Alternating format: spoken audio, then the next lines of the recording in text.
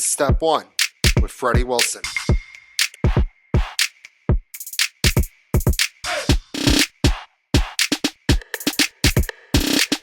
Welcome to another episode of Step 1. I am Freddie Wilson. As a reminder, you can find every episode of Step 1 on Spotify and YouTube. And if you want to see more Step 1, give me a follow on Instagram at Step 1 with Freddie Wilson and Twitter at Step 1 Podcasts. We got a great show for today. My good friend Matthew Horowitz is come back to the show. Talk a little about his time playing college football for the California Golden Bears. We also have a chaotic weekend of college football and the NFL to recap and some exciting games to preview. All right, let's ride. We had an awesome weekend of college football. It all started Saturday at high noon with Alabama getting a big win against Missouri. Now, credit to Missouri. They came out to play, but the interceptions were costly, and Alabama was able to do enough to get another ranked win. They're in a gauntlet of a schedule right now, and so far, it's going pretty darn well for Alabama. Ole Miss survived a big scare against Washington State.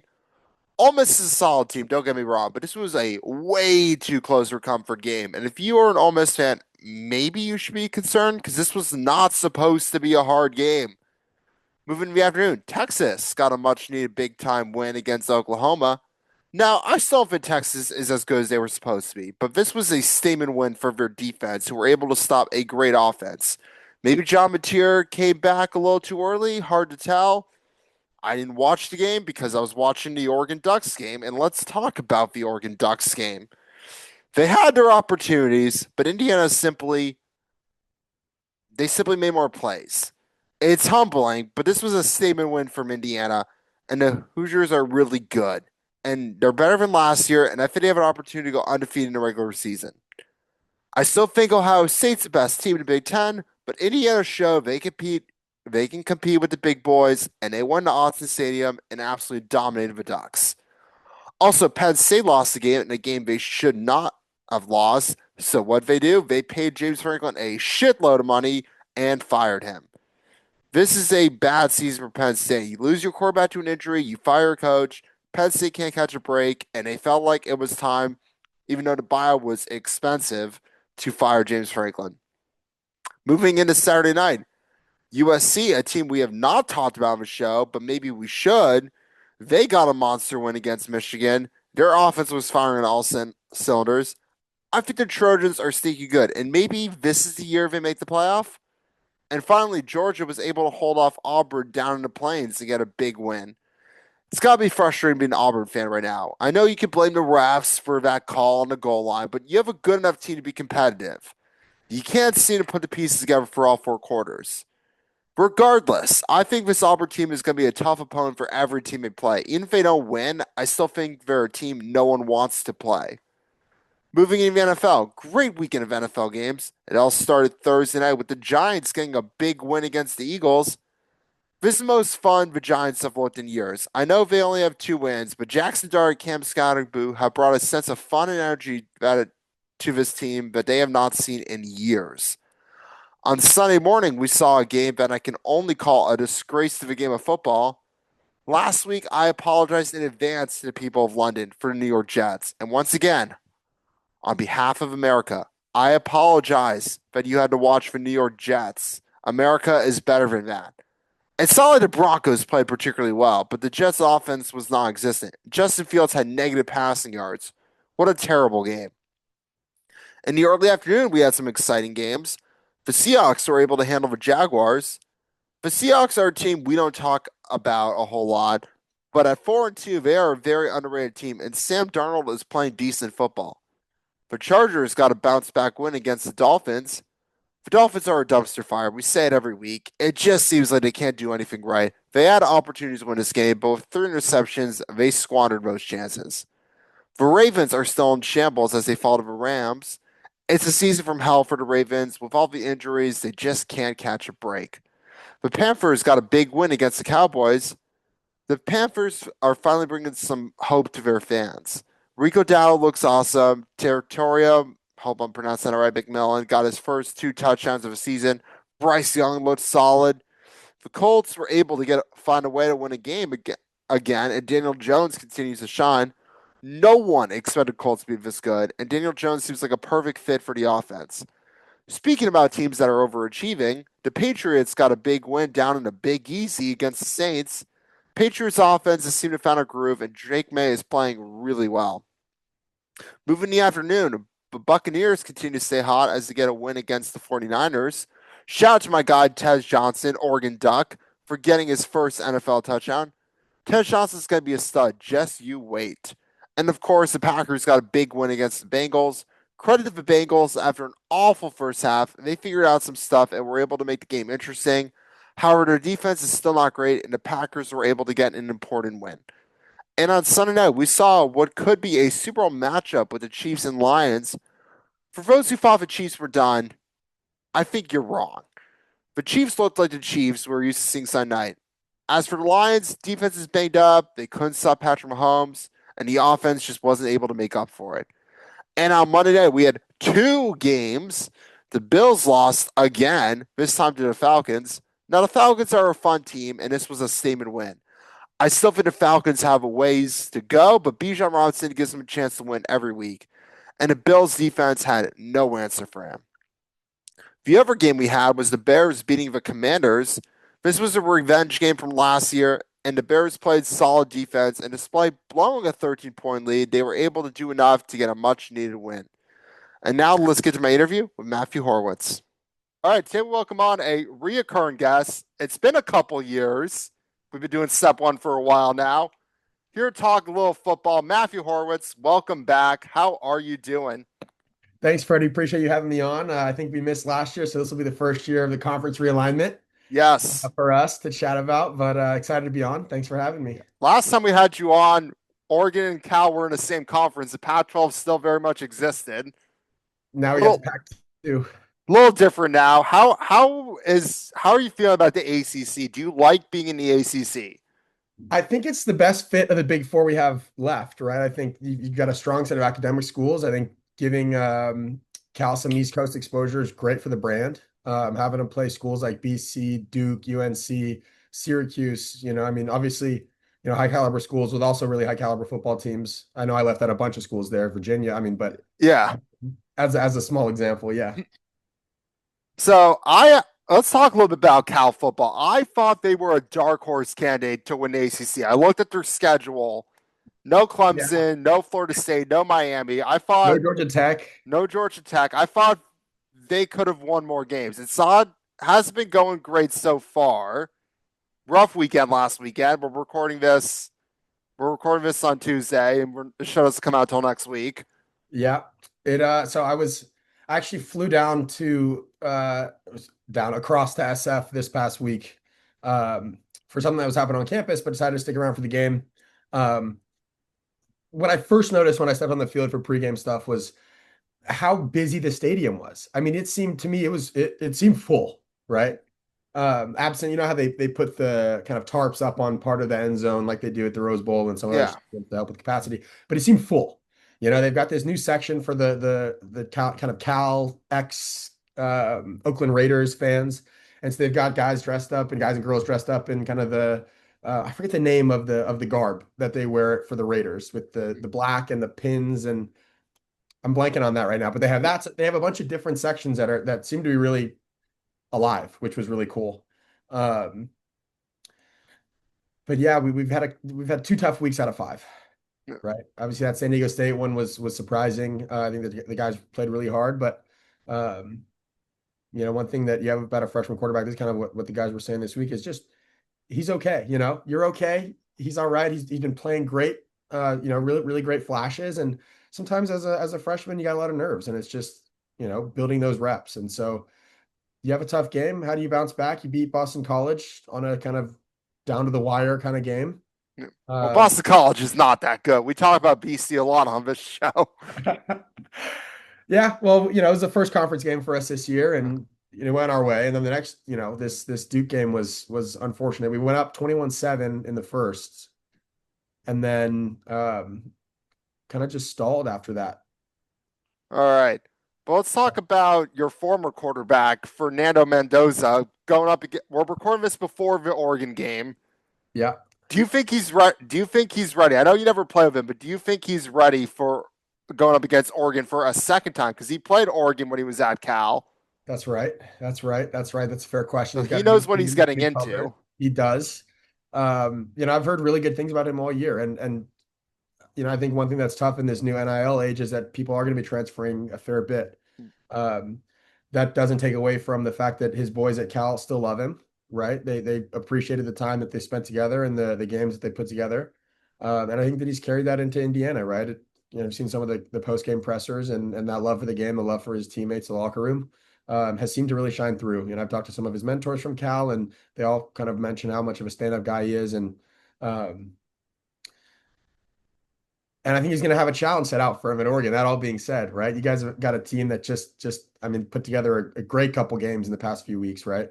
I guess you had a bye, but um, strong. It's Oregon shows out, and I remember there being a comment on the depth of Oregon's wallet, if that makes sense, in terms of Yes, we ability have to we have some cash on hand. have some cash on hand, which is admirable, respectable, right? I mean, you've got people that want to support the program, and as a former football player and college football fan, I support that. I love that.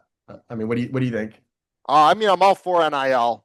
I understand it's a money game, but I'm all for players being played. But how do you think you would have fared in this NIL era? Like, you never got to experience it fully.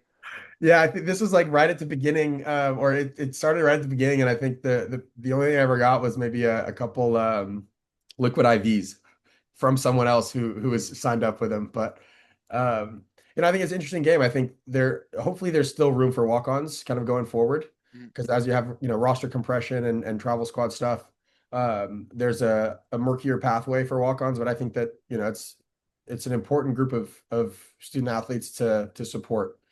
Maybe not financially in the same way that the other kind of scholarship players are supported.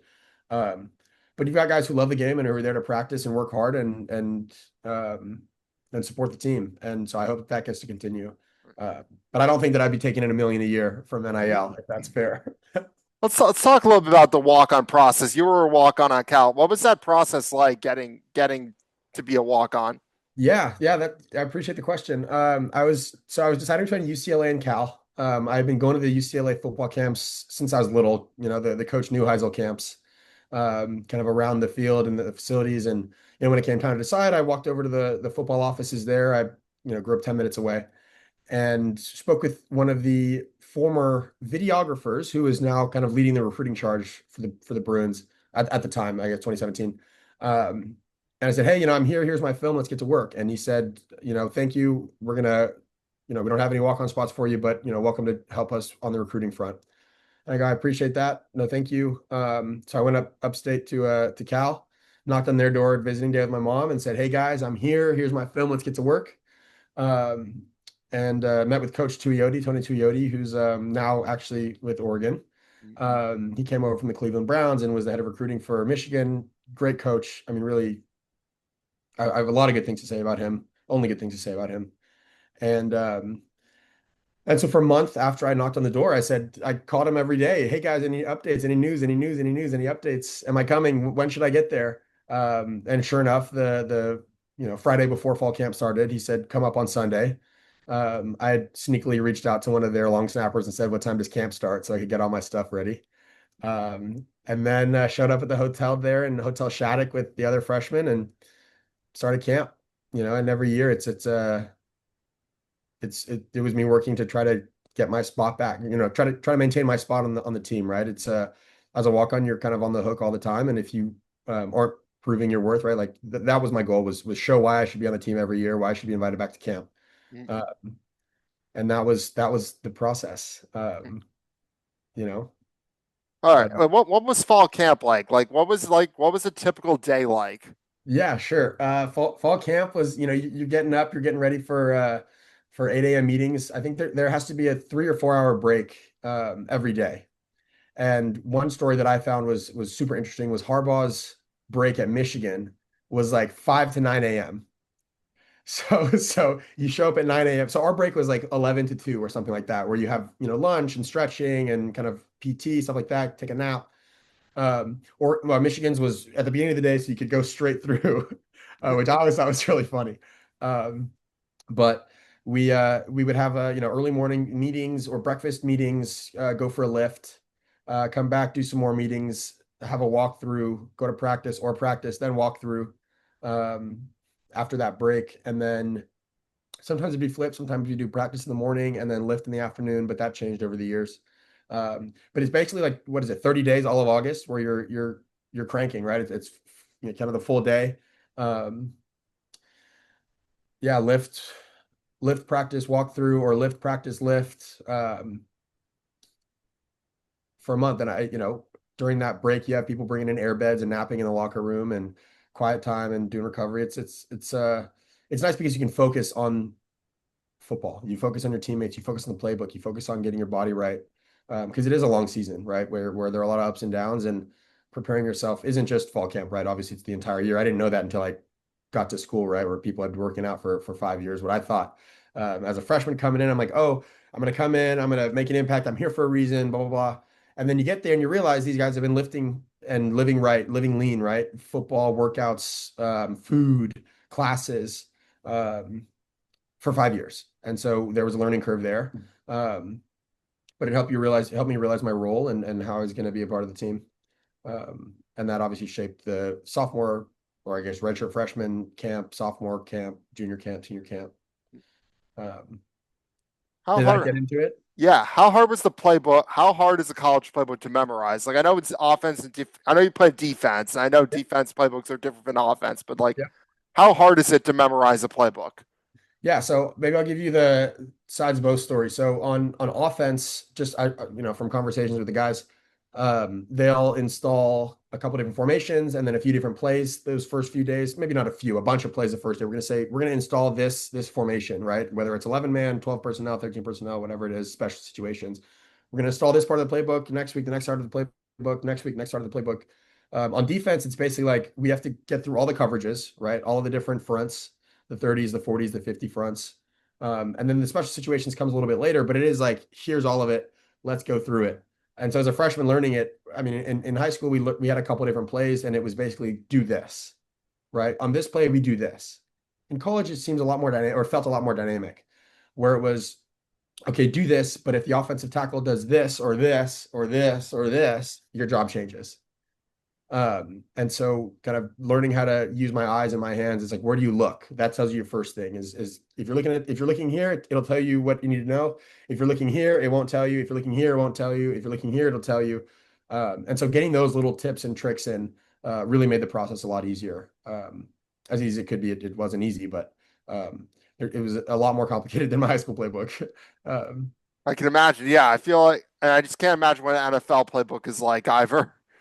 Probably 10x our defense. Thankfully, our defense, I mean, our defense was pretty high level, right? We have Coach Wilcox who came from Wisconsin, SC, Oregon, right? Like he's made the rounds. He's a DC before he came in as a head coach. So we really did have a defensive minded team for the first few years. And obviously, like defense continues to stay strong, but offense has been more of the focus on just bringing that up. We had, Coach DeRuiter was a defensive coordinator and he was at Texas Tech for a while afterwards. Um, Coach Sermon, Peter Sermon, who was with the Titans for a long time, playing middle linebacker, and is now coaching, I believe, for the Saints or the Ravens, one of the two. Please, sorry, Coach Sermon, if that's wrong. Um, but so he had some really big defensive minds, right? And that definitely complicated the playbook. But um, yeah, really, really strong staff. Now you have, a little bit of a newer staff, or not newer, a different staff. You got Coach Hayward from, who played at Oregon State or Oregon and then coached Oregon State and came to Cal, went back and back at Cal this year.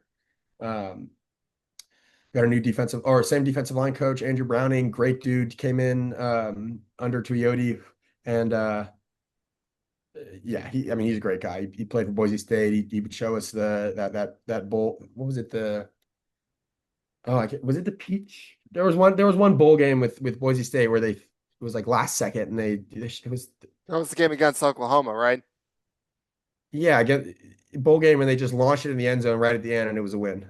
Yeah, so like the crazy trick play at the end, Yeah. right? Yes. And so he's part of that team. And so there's a lot of football history in that defensive coaching staff, which um, was great for the tips and tricks and how to navigate the game and life as an athlete, a student athlete.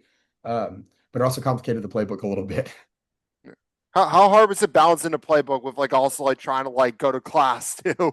You got to treat it as another class or another two classes, right? So for every hour you spend on school, you're probably spending two on football. And if you're kind of adding in the practice and the meeting time, but um, they need you to learn the playbook, right? So we have meeting time that we go through different plays, we go through the calls.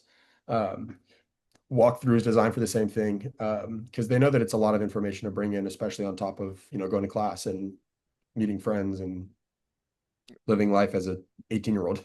Yeah. Yeah, What but was your favorite play to run?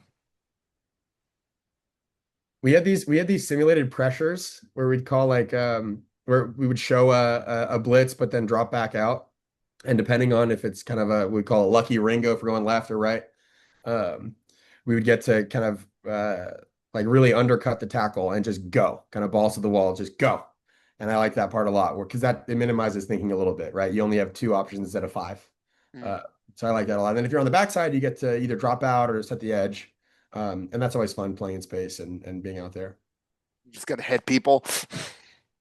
A little balance. What is it? Like a balance.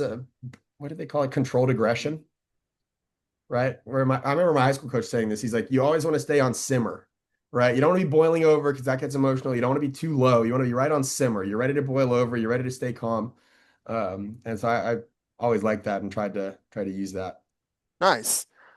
All right, let's talk a little bit more about like the game day experience at Cal. What were some of your favorite traditions at Cal? Ooh, one thing that I really liked, Coach Wilcox would do this pregame speech, but on Friday, the night before the game at the hotel, which was always great, and that really juiced us up. But on the day of the game, when you after you do your warm-ups, you come back down, you're getting ready to go up. The locker room's quiet. If you wanted to have headphones in and listen to music, go for it. But he preserved the locker room, he preserved the quietness of the locker room so that if you did want to have that peace and quiet and just think or pray or do whatever you had to do, it was there. And I really liked that. It got people to kind of feel like we were all together, even though we could do stuff separately, which is essentially the game of football, right? We're all doing our own jobs, but we're coming together to make it happen. So that I really liked.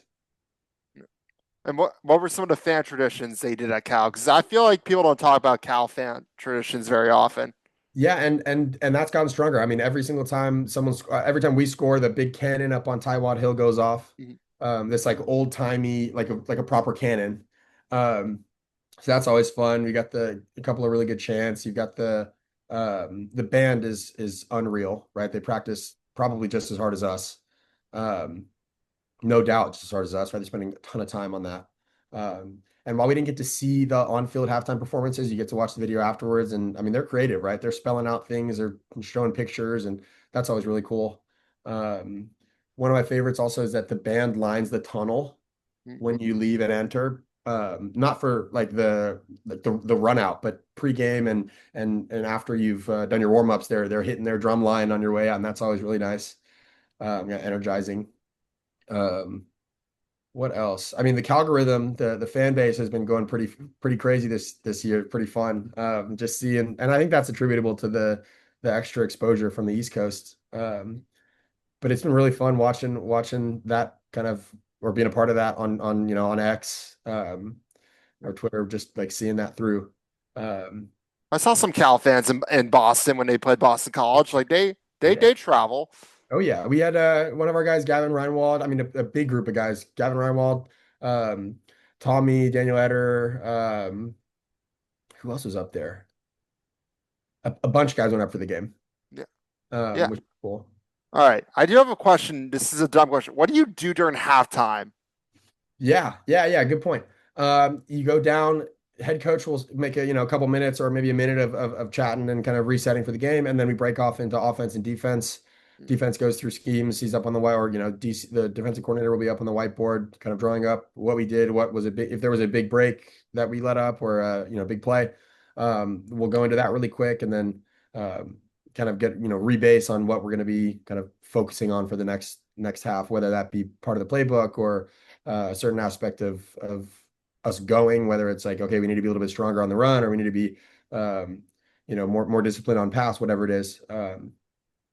And then after you have the defensive meetings, then you break out into kind of position groups, and you get a similar, right? I mean, your defensive coordinator and your position coach will be on the same page, but yeah, that's kind of the gist. Get some snacks. Get some snacks. I was gonna say, do you get to eat during Yeah. halftime? Oh yeah, get some Rice Krispie treats, some fruit snacks, apple juice, those little honeycomb waffles. They're like Stroop waffles with a little protein. Um, yeah, definitely snack up. Gatorade pickle juice, that's a big one. Pickle juice is a big one. Yeah, it's good for electrolytes. Keeps you from cramping. Doesn't it taste a little bit like Salty salty? and gross. Yeah. Yeah. Yeah, Dude's chucking pickle juice in the chuck some locker pickle room. juice, chase it down with some fruit snacks, and then you're good to go. I've never heard that one. That sounds like a good idea. Yeah. It whether it worked or didn't work in combination with the Gatorades, I guess that's to be seen. But um, yeah, yeah. And then if you're, I mean, I guess so they also do it like hydration testing the night before at the hotel and then again in the morning. What does Um, hydration testing entail? Is that where they test your pee? Yep. So you pee into a cup, they put a little stick in and they say, okay, like you're hydrated or you're not hydrated or you needs improvement. And something that I thought was actually pretty interesting was when I was in the locker room this weekend, the urinals now have automatic testers in it. So you just like go right into this like thing that's already in the urinal and it gives you red, yellow, green. Which I hopefully saves them a ton of hassle. Because I would hope so. yeah, because before she would like our nutritionist Liz would literally like every cup, dip it. Okay, we'd like pour it out, throw it away. Like, so hopefully it's that process has gotten a little easier. I didn't realize, so they put a lot of effort in your did yeah, a team nutritionist, yeah, team weightlifting, like they put a lot of effort in. There's a lot that goes behind the scenes. Yeah, What I are mean, some of like the more underrated positions that we don't really talk about like on the field, but they're really important? that's a great question, and some of my favorite people that I worked with at Cal, right? Um, so you had, full-time medical staff, right, that are there on field after practice, before practice, getting you ready, led by Christy and Brendan and Katie, and there's a bunch of other folks down there. Um, who are supporting everything, right? Is what from taping ankles before practice to taking you over to surgeries when you need it, to doing all types of evaluations on you and then staying with you through the process after an injury and making sure that you're okay mentally, but also physically and Mhm. working with you on that. The strength coaches obviously have a really, really big role.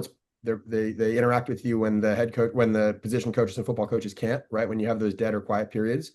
The strength coach is getting you ready the rest of the season. The season's only, 12, hopefully 13, 14 weeks, but it's normally 12 weeks, right? 13. And so for the rest of the year, the strength coaches are your coaches, your main coaches, right? Um, and that one, yeah, is really big for physical development, but they're also there to help develop you mentally. So that obviously has a huge impact on your program.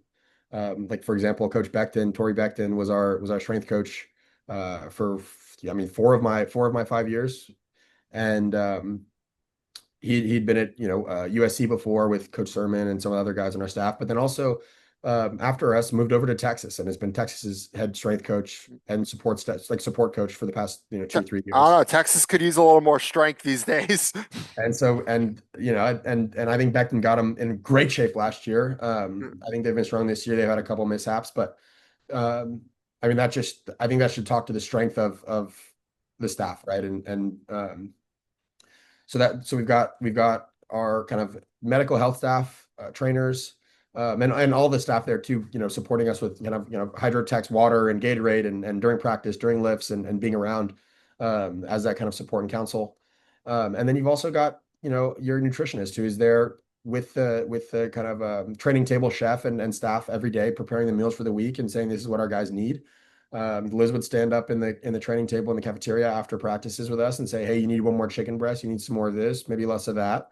Really teaching us, what's good for us and what's going to fuel us and keep us ready for football, but also for school. Um, and then, what else have you got? Um, you've got operations staff who's there, kind of running practice and running it with you, and equipment staff who's obviously great and kind of is kind of one of the most essential functions, right? Is getting us ready and making sure that we're ready to go. Because like with Becton, we would have mandatory uniforms that we would wear every day, and the equipment staff is huge. Some of my favorite people, and that's who I spent a lot of time with this past weekend, chatting with and reconnecting with.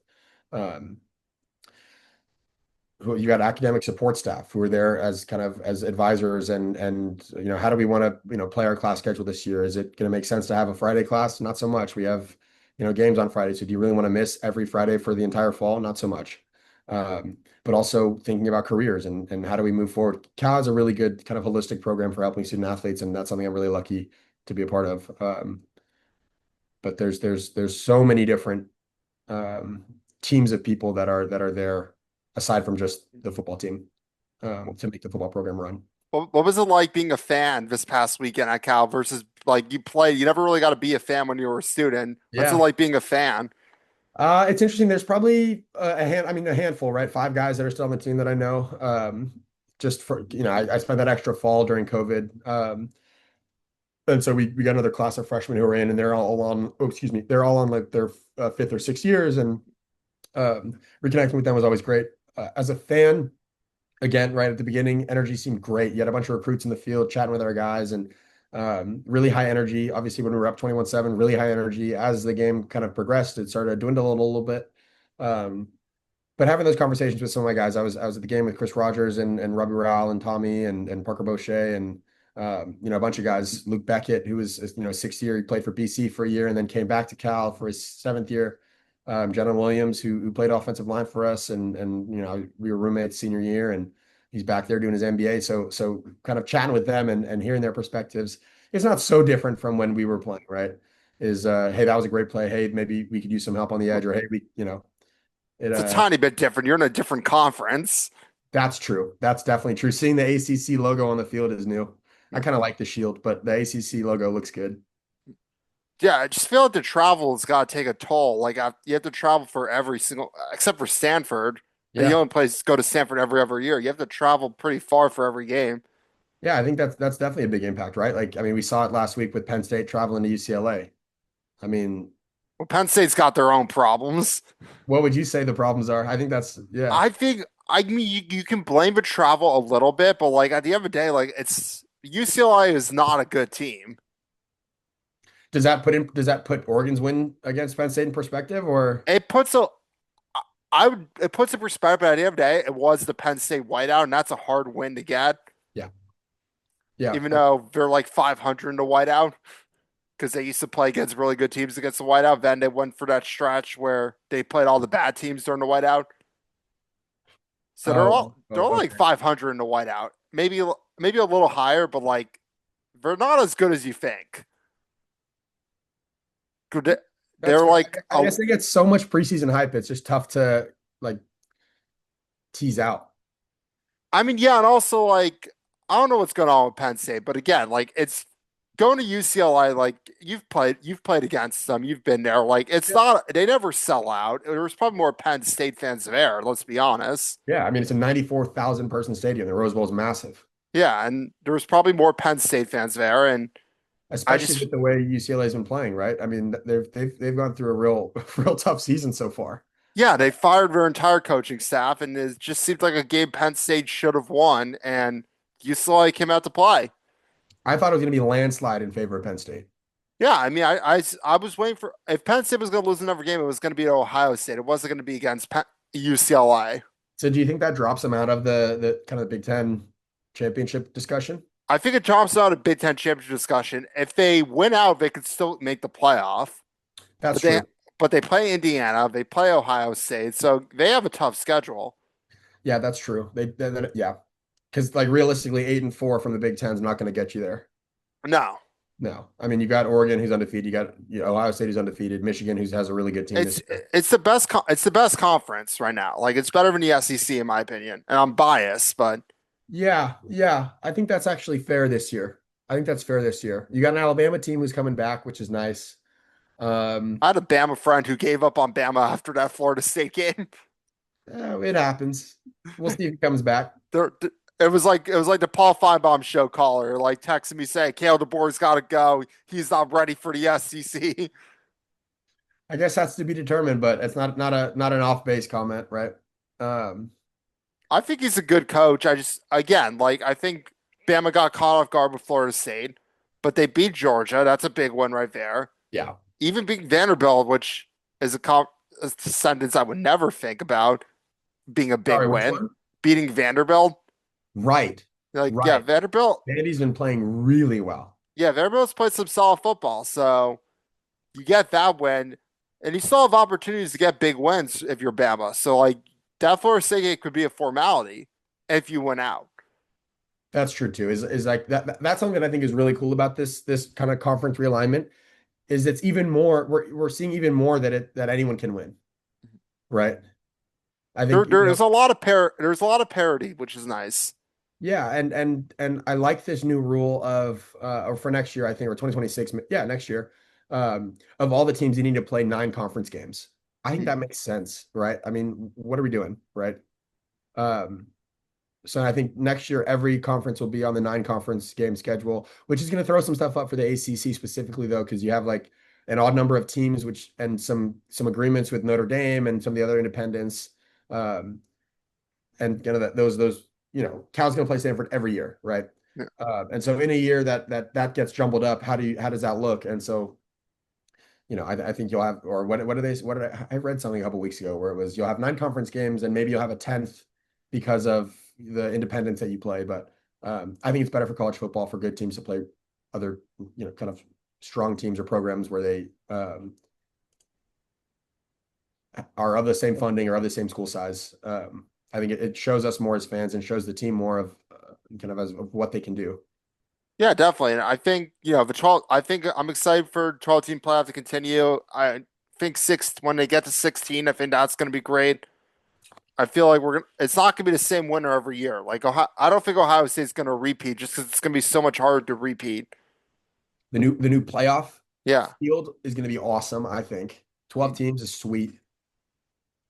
Yeah, 12 teams, it's all games matter more now. Like, there are games that wouldn't have mattered 4 years ago that matter now. Yeah. Like, a two-loss team losing is a bigger deal than with the 14 playoff. Like, Yeah. Yeah, it's more because fun. yeah, and a two-loss team could very well make the playoffs, but a Notre three-loss Dame is might making the not. playoff 100%. I know they have two losses, but they're making the playoff. Yeah, I mean, I wouldn't be surprised. I I wouldn't be mean, they're surprised. gonna win. They're unless Boston College magically beats them, which I may have said on this show. Well, we're recording this before the Clemson game, but I have said, hopefully, I'm right. I've said multiple times that Boston College will beat Clemson. You never know. That's another team. Clemson has had kind of a weird season too, right? Is Dabo stuck in the past?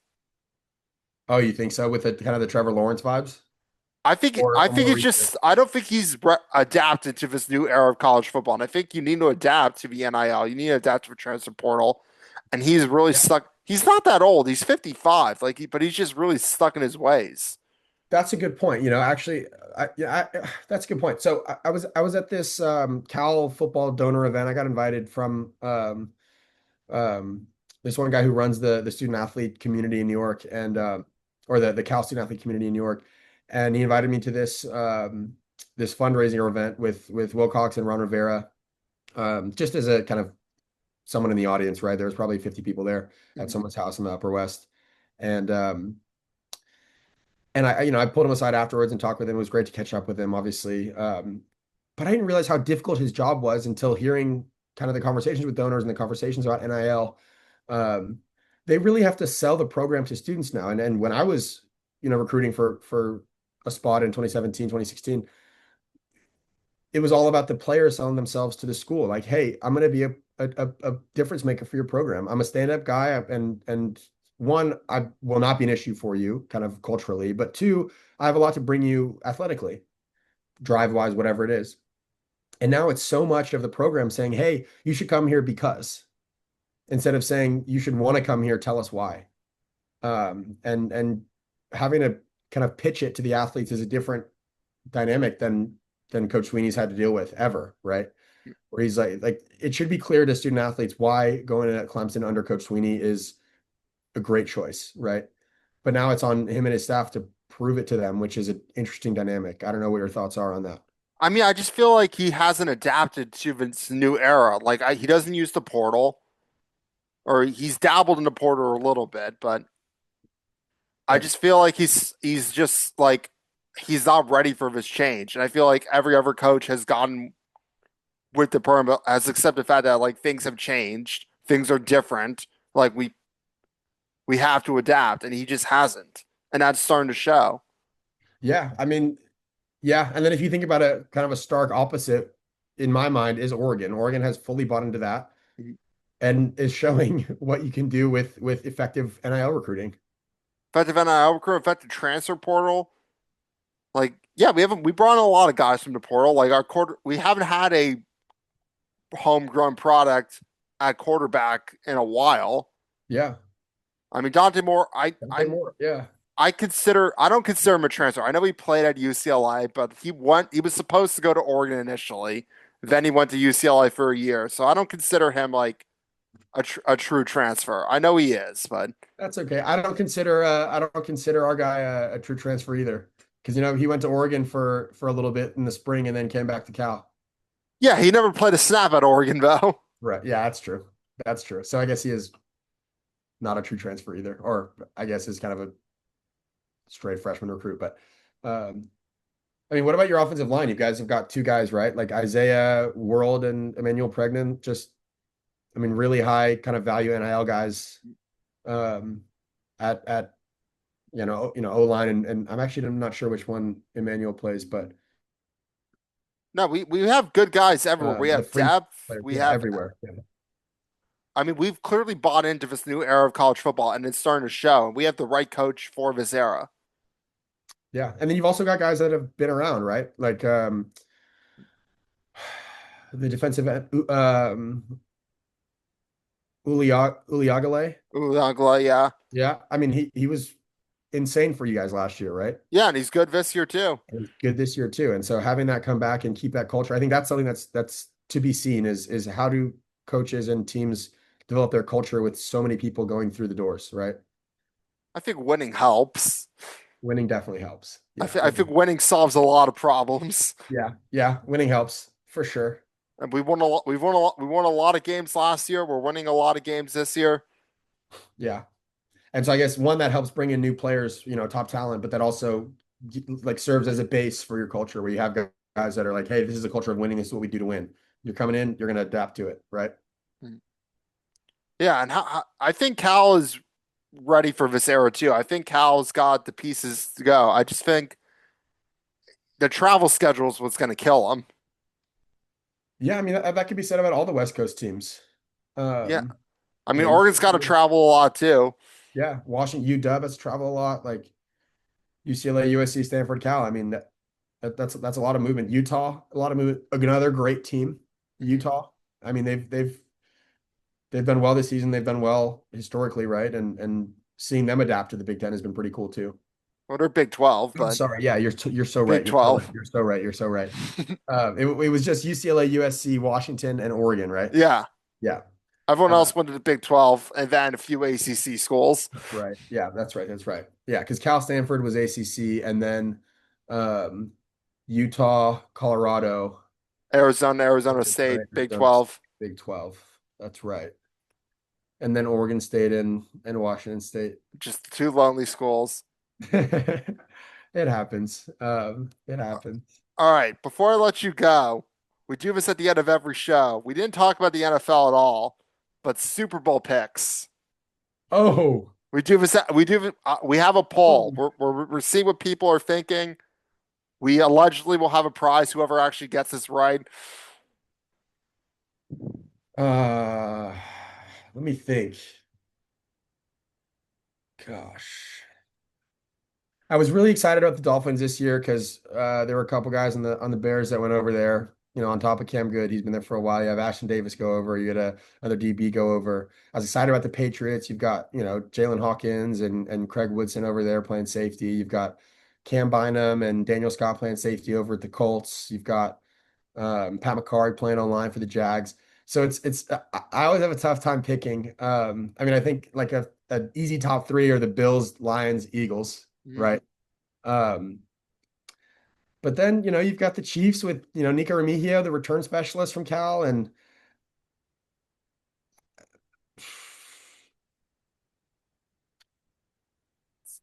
It's a tough one. it is a tough one. Let's go Eagles. All right, Eagles, and who are the Eagles beating? Oh, You got to guess who they're beating as well. oh. Okay. Whew. I mean, I would love to see. I would see. I was going back between Eagles and Lions. I would love to see the Lions in there too. Obviously, that would just be NFC. Um, do you have a top pick before I share who they're beating? Who do you think is going to take it? I also think it's going to be the Eagles this year. Okay. I have Eagles over Bills because I feel like this is the year the Bills finally get to the Super Bowl. I was going to go Eagles Bills or Eagles Ravens, but I think You want to go Ravens now? How they're playing now? no, no, I don't. But then Steelers are coming in there too a little bit. Uh, Got like 30 seconds before his thing let's cuts let's out. go over Bills. Let's go over Bills. All right.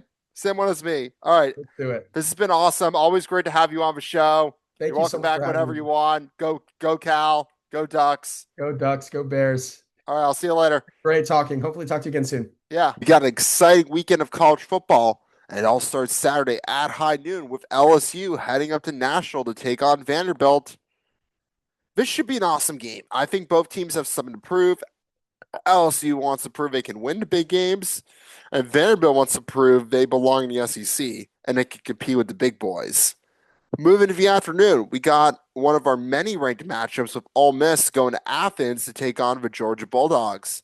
This is a big opportunity for Ole Miss. They can to show they can compete with the top dogs in the SEC. I don't know if Georgia's ready. They lost to Alabama. They struggled against Auburn. So this is a big opportunity for them to get a much needed statement win, put their season back on track. Moving to Saturday night, we got an important get right game for Oregon against Rutgers. I'll be there. Hope it's a blowout win because it'd be awesome to see Rutgers fans leaving midway for the third quarter. We also got Tennessee versus Alabama. Tennessee's a good team, but the question is, can they win the big games because they lost to Georgia? Now we're going to Alabama. The gauntlet for Alabama is tough, but so far they have thrived. But Tennessee's going to throw everything they got at them. And finally, we got USC against Notre Dame. Notre Dame is in must-win mode, and if they want to make the playoff, and this USC team is solid. The game is in South Bend, which plays in the hands of the Irish, but they have definitely struggled against good teams this season, and it's a big test because if they win this game, they're definitely going to the playoff. Moving to the NFL, we got an exciting weekend of games. It all starts on Thursday night with an AFC North divisional battle between the Bengals and Steelers. The Bengals are struggling, but maybe Joe Flacco will find some magic against a tough Steelers defense. He played solid against the Packers in the second half specifically. And I think as he learns the playbook, maybe he'll get better. He's old, but maybe he'll do just enough. He has a lot of pieces around him to be good. However, the big question is, can the Bengals defense step up and make some plays? Because so far, they haven't been able to do that this season. Moving to Sunday morning, we got another London game, but this one's actually worth watching for the good people of London. Rams against Jaguars. Both teams are a little underrated, and both are playing soft football. I think this is going to be a good game. Fast forward to the early slot of games, not a ton of good games going on. Vikings and Eagles will be the best game in the early afternoon. The big question is, will J.J. McCarthy play, or will it be Carson Wentz? Carson Wentz is done okay filling in, and J.J. McCarthy has some growing pains. As for the Eagles, they need a bounce back win. I expect to see a better version of what we saw against the Giants. In the afternoon, we got way better games. We'll see how Jackson Dart fares against an elite Broncos defense. Jackson Dart has definitely brought life into the team. The question is, can it be sustainable? The Packers take on the Cardinals. I don't think the Cardinals are that good, and the Packers need to win on the road. I'm hoping they get it done. Commanders and Cowboys is always a fun game. Hopefully, the Commanders will have some of their offensive weapons back. And on Sunday night, we got the Falcons in another primetime game heading to Santa Clara to take on the 49ers. Falcons are a wild card. They can be really good, they can be really bad. The 49ers are riddled with injuries, and hopefully, they can get some guys back soon. And on Monday night, we got two games.